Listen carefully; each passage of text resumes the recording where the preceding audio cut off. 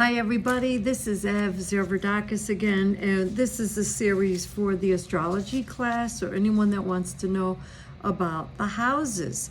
And the general houses and their groupings is important.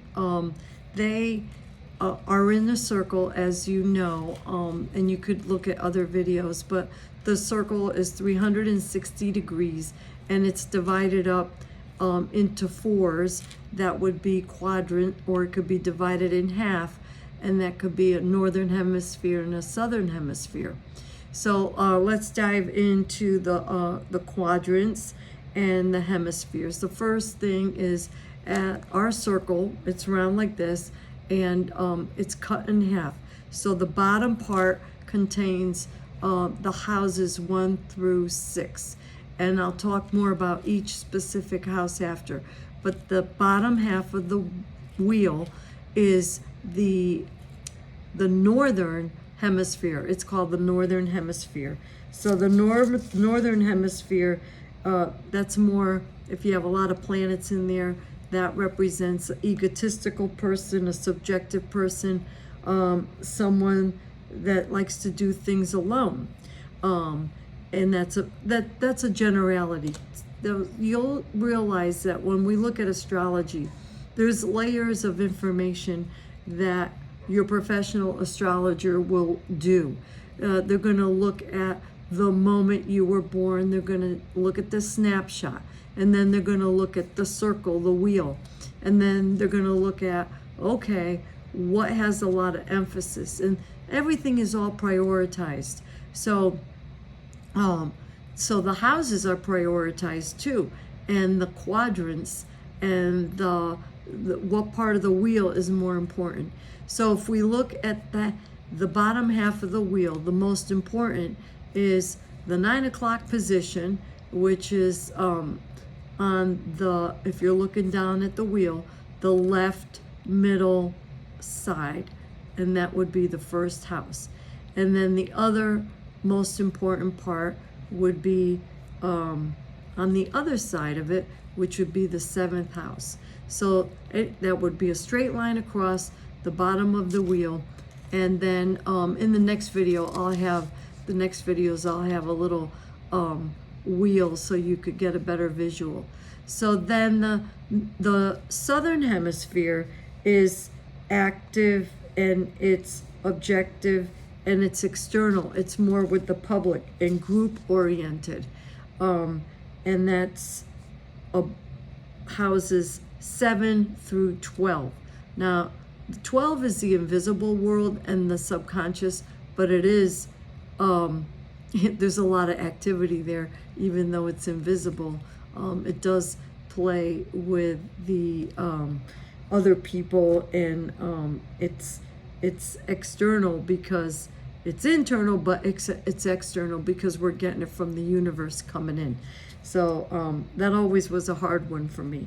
Then we have the hemispheres going from east to west. So the eastern hemisphere is from the, it's on the left side. So it's the 10th house all the way down to the 3rd house. These people are independent, and they have personal action. Their action is very personal. On the western, which is the 4th house up to the 9th house, which is on the right hand half of the circle, and they that is an importance of communication and on other people. So then we could look at the quadrants. Those are, the first quadrant is houses 1 through 3, the first section. And then the second quadrant is 4 through 6. That makes up the northern hemisphere. Then we have the third quadrant, which is 7 through 9, and that is the upper right corner, let's say from 3 p.m. up to midnight, 12. And then we have the 4th house, which is the 4th quadrant rather, which is the 10th house to the 12th house, which is from midnight down to 9 a.m. on the wheel. So I will give you the definitions of each quadrant. So why am I talking about these houses? Because if you have planets there, a lot of planets, there's an emphasis. Know in general that the emphasis is right there in that quadrant. So if it's 1 through 3, the first quadrant, you have unconscious expression. You're egotistical in nature, dynamic, charismatic, and you pay attention to your own interests. You could be a little self-centered. And then if you know that, then you'll understand that's why Aries, the first 3 signs, Aries, Taurus, and Gemini, could appear that way, especially if the sun is there. So I'm giving you the foundation of the layers that we're going to get into. The second quadrant is from 6 o'clock to 3 o'clock. And here it's houses 4 through 6. And here we unconsciously relate to others. It's sociability and creativity and daily work. The third house, which is 7 houses, the third quadrant, sorry about that. Third quadrant is houses 7 through 9, which would be from 3 o'clock to noon, okay? 3 o'clock to 12. And that's where we confront ourselves consciously with others. We have an interpersonal nature. We like to get around other people, and we thirst for company. We need other people. So people with a lot of planets in that area, a lot of emphasis in that area, will tend to not want to do things alone. So they're generalities, but we got to factor that in. And that's how we could figure out, does this mitigate a strong activity? Because it's always, up and down on the scales. And then the fourth quadrant is the 10th house through the 12th house, which is from 12 to 9 on the clock. And we confront our conscious ego with our role in society. We're spiritual and humanitarian in our actions, and we're detached. We can seem detached, have no interest in the practical side, which could be a little unnerving for people that are very practical. So I hope you have a good understanding on the general house groupings.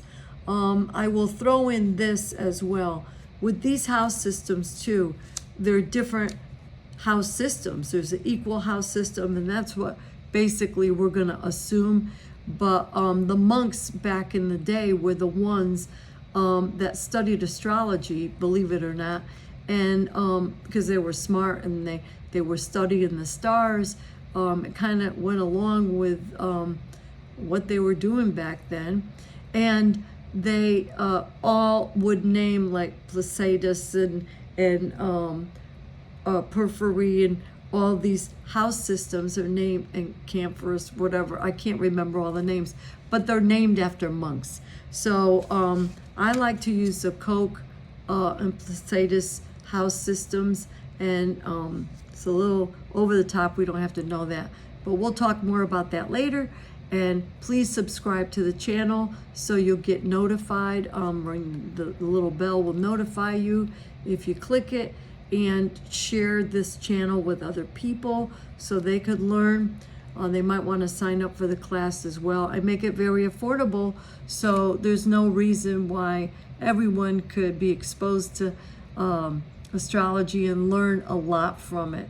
The other is give me a thumbs up if you like the video, and if you have any questions, put them in there and I will get back to them as soon as I can. Thanks again. Have a great day.